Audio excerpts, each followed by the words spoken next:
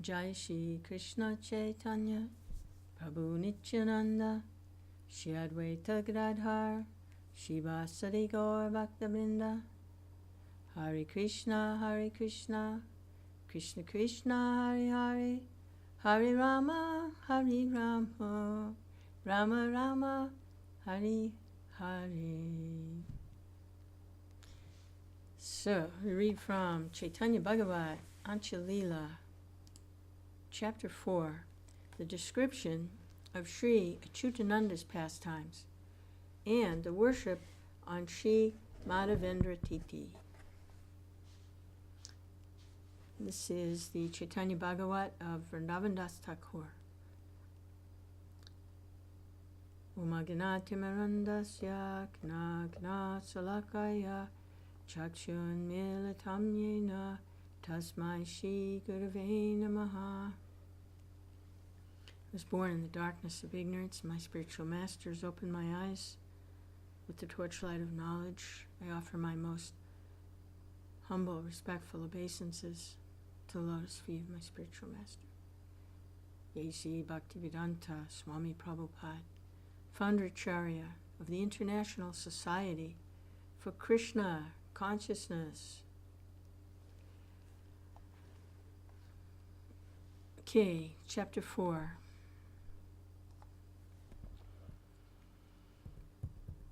Glory, glory to He who is an ocean of mercy. Glory to Lord Chaitanya.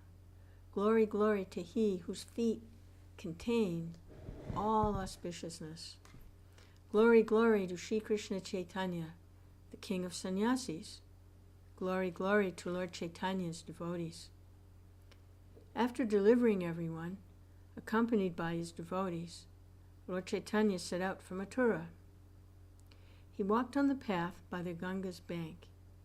By bathing and drinking, he fulfilled Goddess Ganga's desire. Near Goda, by the Gauda's shore, was a village named Brahmakeli, a village of Brahmins. The Lord went to that holy place. After 4 or 5 days, no one knew he was there. How long can the sun remain hidden? Soon everyone heard that Lord Chaitanya had come there. With happy hearts, everyone, including women, children, elders, pious and impious, came to see him. The Lord was always wrapped in ecstasy. Nothing but pure devotion and ecstatic love pleased him. He roared, thundered, trembled, and wept. The hairs of his body stood erect. Again and again he stumbled and fell. Again and again he performed kirtan with the devotees. Not for a moment did he perform even half a sesame seed's worth of any other activity. The Lord very loudly wept. For 2 miles on the path, the people heard him weeping. Even though they did not understand the nectar of ecstatic devotional service, everyone felt happy when they saw the Lord. From afar, everyone offered dandavat obeisances. Gathering together, they loudly sang, Hari, Hari. Hearing the people chant the holy names of Lord Hari, Lord Chaitanya became very happy. Chant, chant, chant, the Lord said. Raising his arms, everyone happily chanted louder. Lord Chaitanya manifested so much bliss that even the Muslims, what to speak of the others, all chanted. Even the Muslims offered dandavat obeisances from afar. Lord Chaitanya manifested great mercy. Lord Chaitanya always performed Sankirtan. He did not do even a half a sesame seed's worth of any other activity. From the 4 directions, the people came to see, gazing at the Lord who did not feel his heart to run to him. Gathering together, people chanted the holy names of Lord Hari. In the 4 directions, no one could hear any other sound. The Muslim king's court was nearby. Still, fear did not take birth in anyone's heart. Forgetting all sufferings, sorrows, homes, duties, everyone fearlessly chanted Hari. A policeman went to the Muslim king and said, "A sannyasi has come to Ramkeli Gram. He always does kirtan, glorifying some ghost. How many people have come to meet him, I do not know. The king said, "What is this sannyasi like? Tell me. Tell, what does he eat? What's his name? What is the shape of his body?" The policeman said, "Listen, listen, my lord. This is a wonder I have never seen or heard before. The sannyasi is very handsome to see. He's equal to Kamadev himself. I do not have the power to describe him. He conquers the splendor of gold. He's very tall. His arms reach to his knees. His navel is very deep. He has a lion's neck, and elephant's shoulders, and lotus eyes.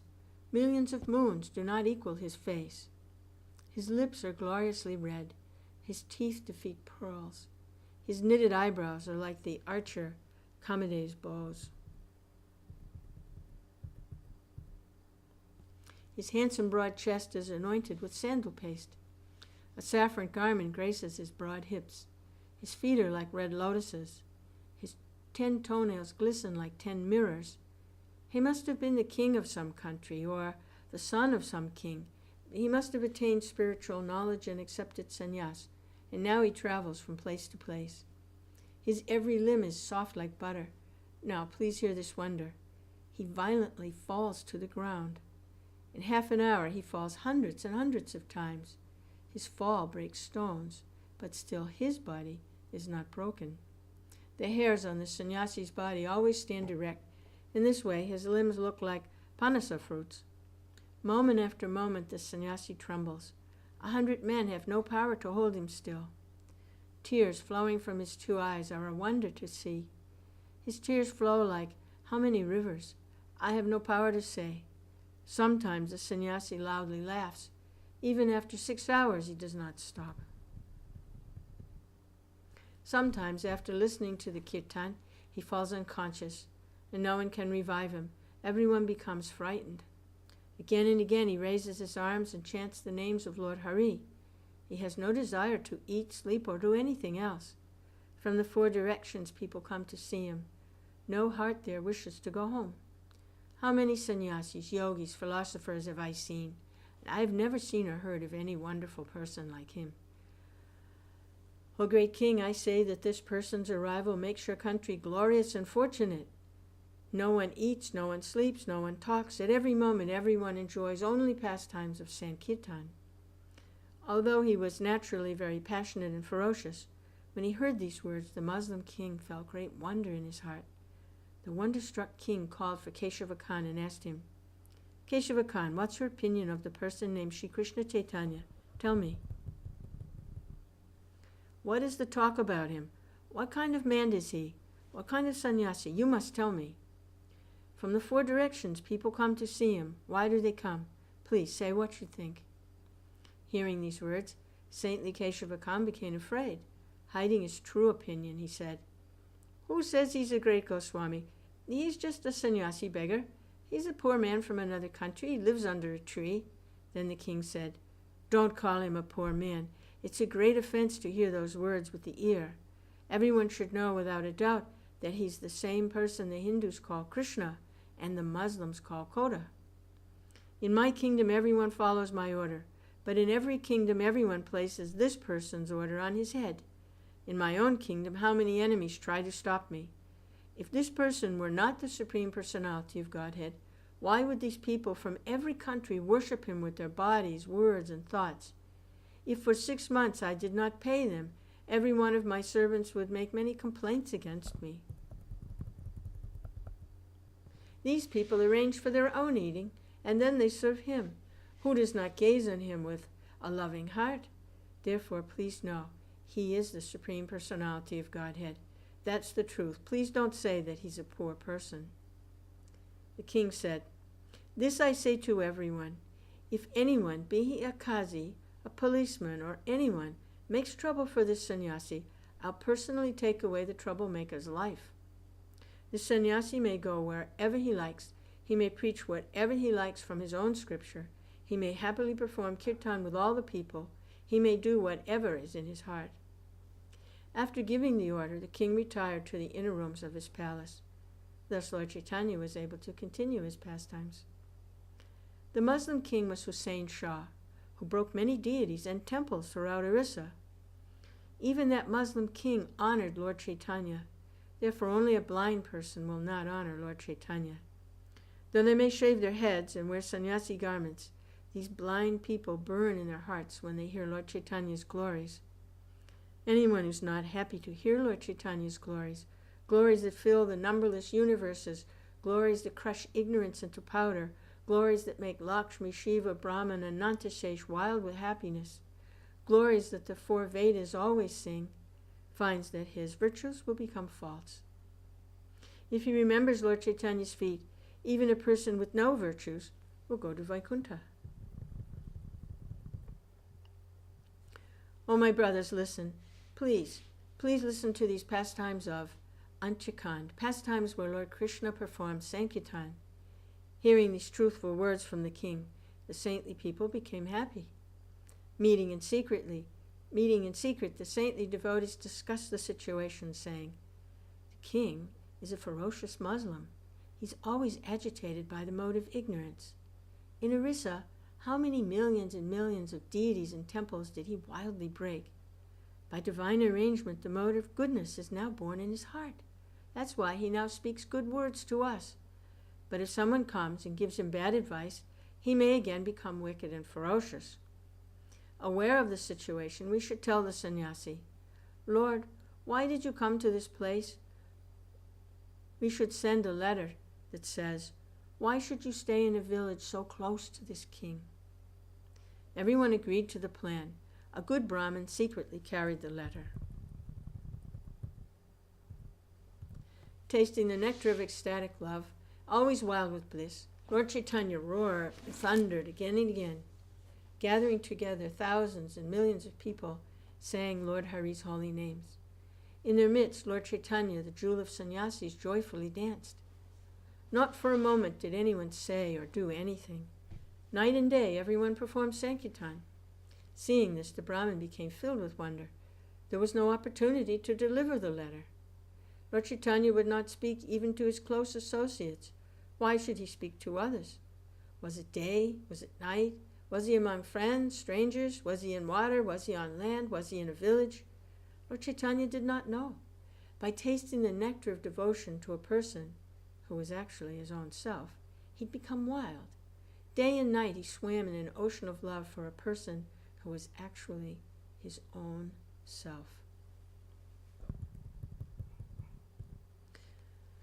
Not finding an opportunity to speak to the Lord, the Brahmin spoke to the devotees.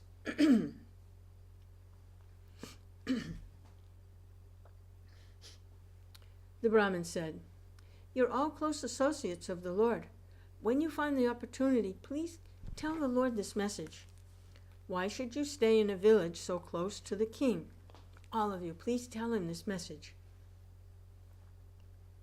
After speaking these words and after offering millions of dandavat obeisances to the Lord, the Brahmin left and returned to his home.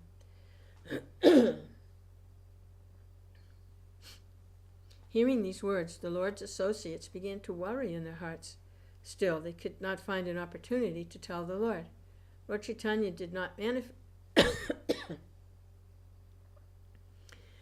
manifest external consciousness.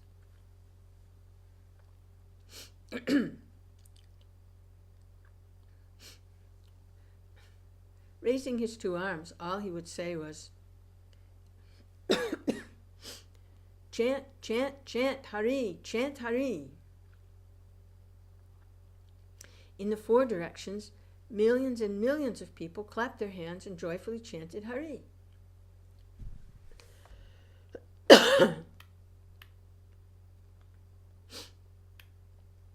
The Supreme Personality of Godhead, the remembrance of those servants' names breaks the bonds of repeated birth and death. It throws all obstacles far away, whose potency enables the individual souls to move and act, whom the Vedas describe as the eternal and pure Supreme Brahman, whose Maya makes conditioned souls forget him, has now descended to the earth to deliver the conditioned souls from the bondage of repeated birth and death by allowing them to taste the nectar of pure devotional service. Who is the king that has the right to rule over him? Whom he need to fear? The Vedas affirm death, time, and their companions are all his servants. By his own wish, supremely independent, Lord Chaitanya, the crest jewel of all persons, performed Sankirtan with all the people. If they should be afraid of anyone, the people should be afraid of Lord Chaitanya. Still, they were not afraid. From the 4 directions they came to see him. Lord Chaitanya gave spiritual bliss to everyone. They were not afraid of the king. Although the people were not learned in spiritual matters, when they saw Lord Chaitanya, spiritual bliss was suddenly born in their bodies. Even Yamaraj, the king of death, did not frighten them. Why would they be afraid of some king? Again and again, everyone chanted the names of Lord Hari. No other sound was heard in anyone's mouth. Surrounded by everyone, the king of Vaikuntha performed Sankirtan in this way. A slight worry then entered the hearts of the Lord's associates. Lord Chaitanya, the Supersoul in the hearts of all, became aware of it. Slightly smiling, the Lord came to external consciousness. Breaking the illusion of his devotees, the Lord spoke. The Lord said, "Why are you afraid of the king who will come to see me? Anyone who comes to see me, I will see, but not everyone will come to see me. Why are you afraid at heart? What can the king say that will force me to go and see him? What power has the king to order me? Only if I place the words in his mouth will this king say that he wishes to see me. What power has he to see me without my will? The Vedas search for me, but they do not see me. The Devarshis, Rajarshis, Siddhas, Puranas, and Mahabharata search for me, but they do not see me." To begin the Sankirtan movement, I have descended to this world. I will deliver the whole fallen world. My heart does not care whether the people are Yavanas or demons. In the Kali Yuga, everyone will chant my names.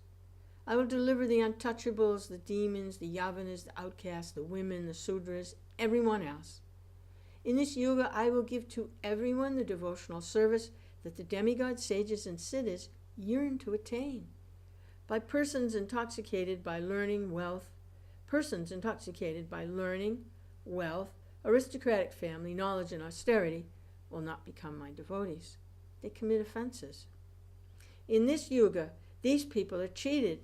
They do not understand my transcendental pastimes. In every village and country on this earth, my name will be preached. I've come to this earth, but still the people do not search to find me. Why would this king come to see me?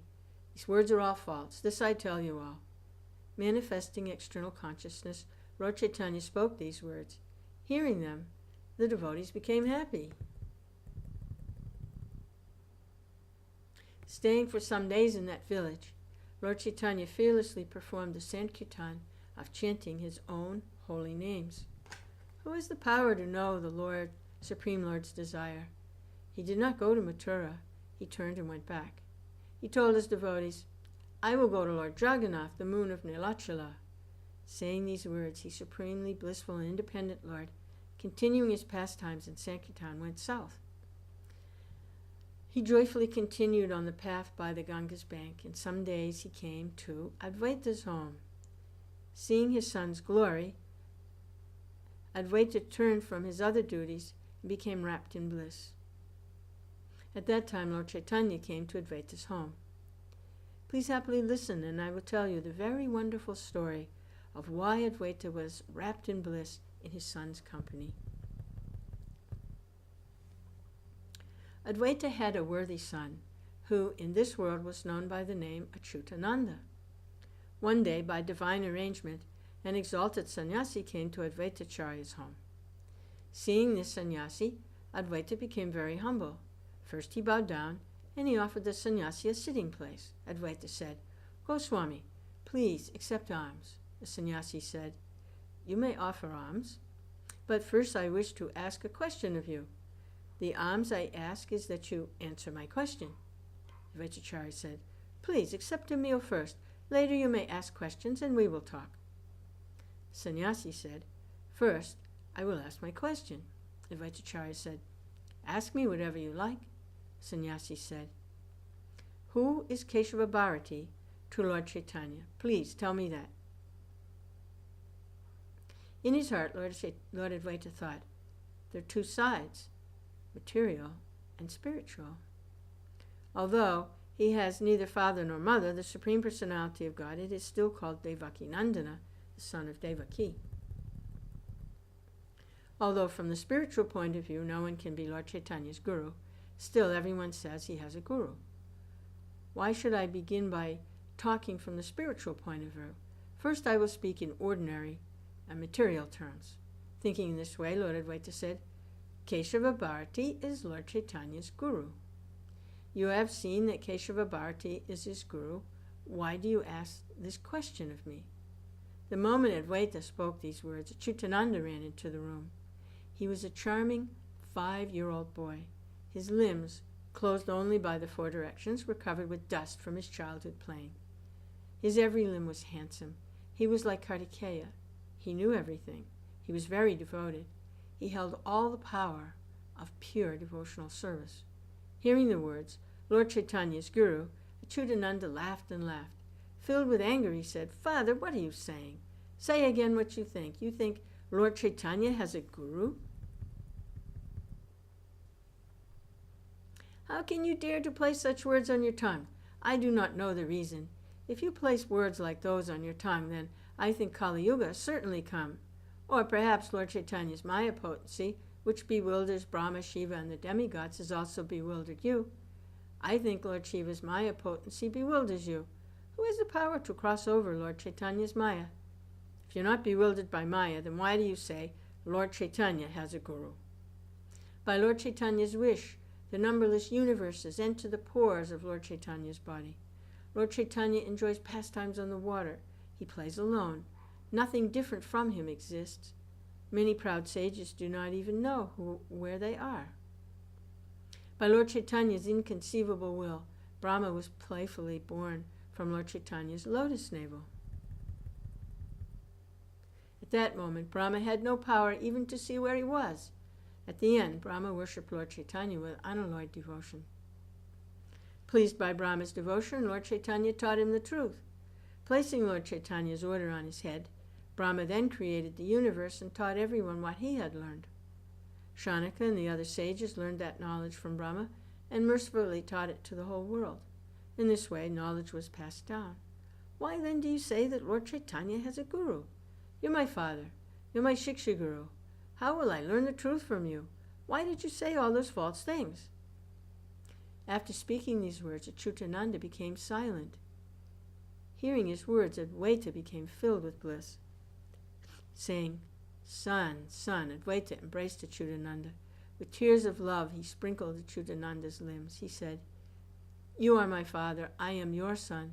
Pretending to be my son, you've come here to teach me. Father, please forgive my offenses against you.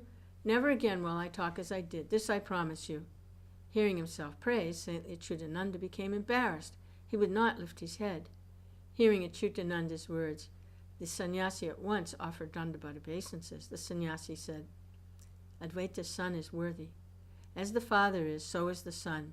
His words are beyond the knowledge of ordinary human beings. The power of the Supreme Personality of Godhead rests in Achyutananda. It cannot be otherwise. How can such words come from the mouth of a child? The moment when I came to see Advaita is auspicious. With my own eyes I have seen very wonderful glory. After offering respectful obeisances to Advaita and his son, the sannyasi departed chanting Hari, Hari.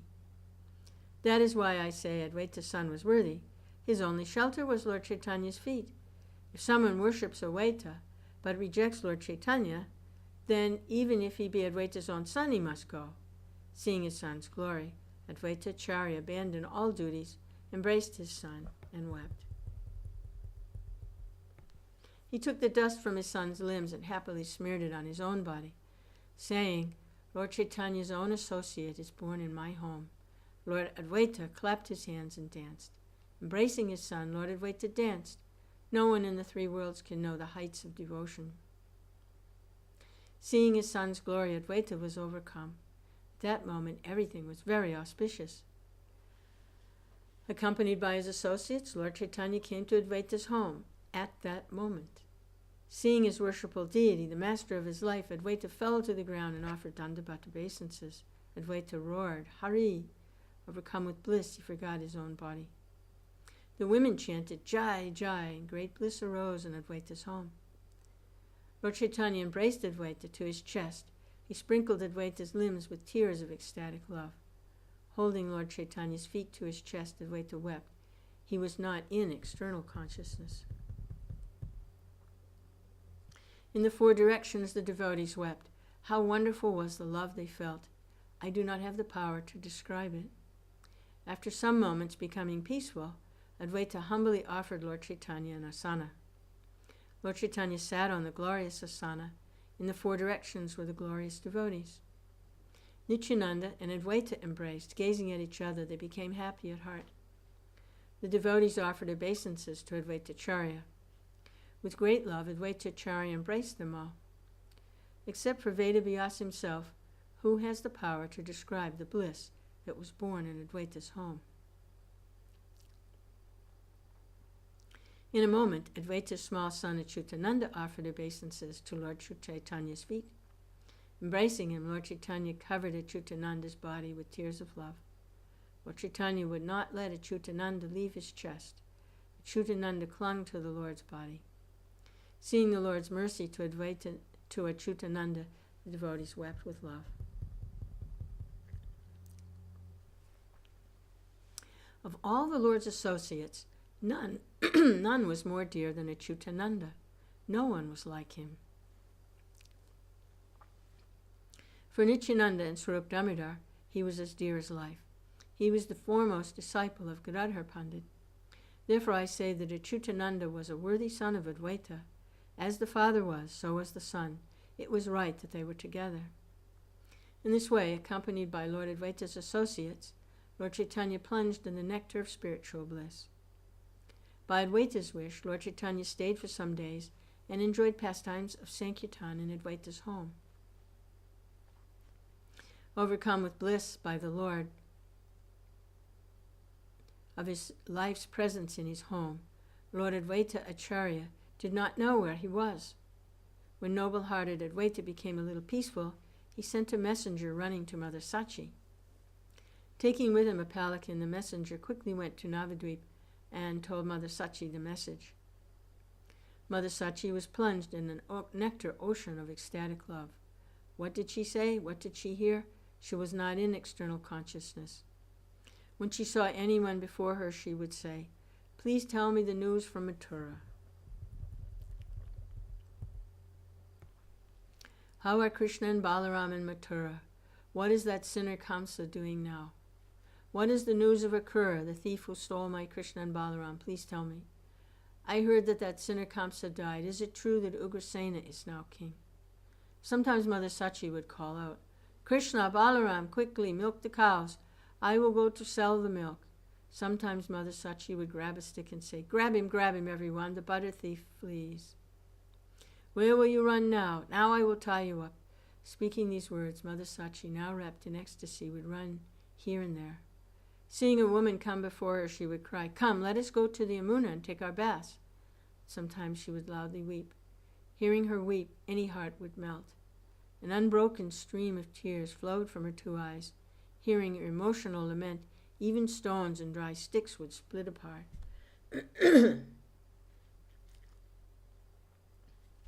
Sometimes Lord Krishna would appear in her meditation. Forgetting who she was, then she would very loudly laugh and laugh. The laughter was very blissful and wonderful. Even after 6 hours it did not end. Sometimes Mother Sachi would faint in ecstasy. For 3 hours there was no sign of life in her body. Sometimes she trembled. Again and again someone picked her up. Again and again she fell to the ground. Who has ecstatic love for Lord Krishna like Mother Sachi? No one is like her. Devotion to Krishna resides in Lord Krishna's transcendental body. It was Lord Krishna himself who gave the power of devotion to Mother Sachi. Who has the power to describe devotional ecstasies Mother Sachi felt? Day and night Mother Sachi very happily swam in the waves of the ocean of ecstatic love. Whenever she was slightly in external consciousness, Mother Sachi would worship her deity of Lord Vishnu. Please know for certain, When Mother Sachi had thus sat down to worship Lord Krishna, the messenger came with the good news. He said, Lord Chaitanya has come to Shantipur. Mother, come quickly and see him. Hearing this news, Mother Sachi became very happy. Then the messenger went to tell the others.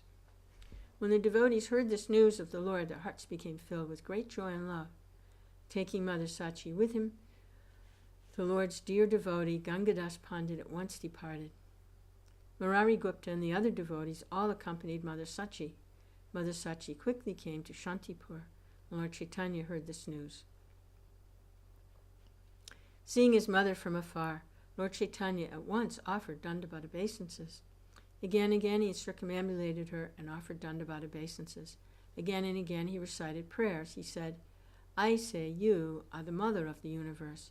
You are pure devotional service personified.